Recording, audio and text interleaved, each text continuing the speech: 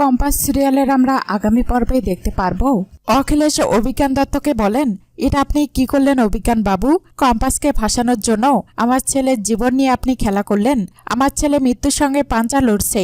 আমার ছেলের যদি কিছু হয়ে যায় এ জীবনে আমার আর কি থাকবেই। এ আপনি কি করলেন? অভিজ্ঞান দত্ত বলেন, শান্ত হন অখিলেশ বাবু, এখন চিৎকার করলে ঝামেলা করলে লাভ নেই। আপনি যদি আমাকে ফাঁসাতে চান তাহলে আপনি নিজেও ফেঁসে যাবেন, এটা বুঝতে হবেই। আমি কোন পরিস্থিতিতে বিহানের সঙ্গে এটা করেছি সেই সিচুয়েশনটা আপনাকে বুঝতে হবে অখিলেশ বাবু। শুনুন, কম্পাস আর অভিজিৎ ভৌমিক যদি সমস্ত প্রমাণ সহ পাবলিককে সবকিছু জানিয়ে দিত তাহলে সেটা আপনার ছেলেও জেনে যেত, আর এখন আমরা দুজন থাকতাম জেলেই। কম্পাসকে এটা ছাড়া আর আটকানো যেত না, এটা বুঝুন। শুনুন, হাই লেভেল ডক্টরের সাথে আমি সব কথা বলে রেখেছি। এই সিচুয়েশন থেকে পেশেন্টকে কি করে বাঁচানো যায় সেটা জেনেই আমি সবকিছু করেছি। বিহান মরবে না অখিলেশ বাবু, আই প্রমিস। হ্যাঁ, 2-3 দিনের জন্য কোমায় চলে যেতে পারে। আমি বলছি তো, সব প্ল্যান আপনাকে আগে থেকে বলিনি কেন জানেন? কারণ আপনি বাবা, আপনি তো মেনে নিতে পারবেন না সহজেই। কিন্তু এটা ছাড়া কম্পাসকে সারা জীবন ফাঁসানোর আর কোনো অপশন আমাদের হাতে ছিল না। এরপর যদি আপনি অভিযোগ করতে চান আপনি অভিযোগ করুন, তবে একসঙ্গে জেলে যাই। অভিজ্ঞান দত্ত অখিলেশকে বলেন, অখিলেশ বাবু, আমি পুলিশকে অলরেডি খবর দিয়ে দিয়েছি। পুলিশ আসছে বুঝলেন কম্পাসকে অ্যারেস্ট করার জন্য।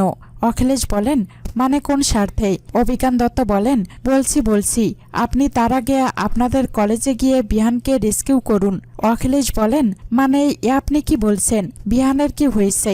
অভিজ্ঞান দত্ত বলেন, কম্পাসের জন্য আপনাদের কলেজে বিহান তো অসুস্থ হয়ে পড়ে আছে, আর সেই জন্য তো আপনি পুলিশকে কমপ্লেন করেছেন, আর পুলিশ তো ওই জন্য কম্পাসকে অ্যারেস্ট করতে আসছে বিহানকে অ্যাটেন্ড টু মার্ডার বা অসুস্থ করে দেওয়ার অপরাধে।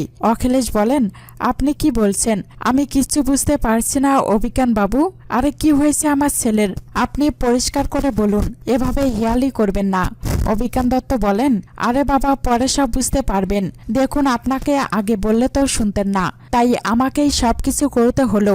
এই মুহূর্তে আপনার ছেলে অসুস্থ হয়ে পড়ে আছে। কেন পড়ে আছে, কিভাবে পড়ে আছে সব পরে বলবো। বাঁচতে চান তো নাকি চান না, নাকি জেলে যেতে চান?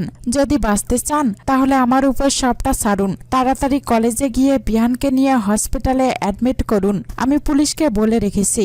আপনি শুধুই এক্ষুনি পুলিশকে একটা ফর্মাল কমপ্লেন করুন কম্পাসের এগেনস্টে, তারপর ওরা কম্পাসকে অ্যারেস্ট করবে। কম্পাস অভিজিৎকে বলেন, বাবা, তোমার সঙ্গে যা যা হয়েছে সবটা কিন্তু তোমাকে আজকে প্রেসের সামনে বলতেই হবে। অখিলেশ চৌধুরী, অভিজ্ঞান দত্ত কে কি করেছে তোমার সঙ্গেই সবটা বলবে, তুমি বুঝেছো? ভয় পাওয়ার কিচ্ছু নেই বাবা, আমরা সবাই থাকবো তোমার পাশে। আচ্ছা, তুমি কি নিয়ে রিসার্চ করছিলে সেটা তোমার মনে আছে তো বাবা? তোমার একটা লাল ডায়েরি ছিল বাবা, যেখানে তুমি সব লিখে রেখেছিলে।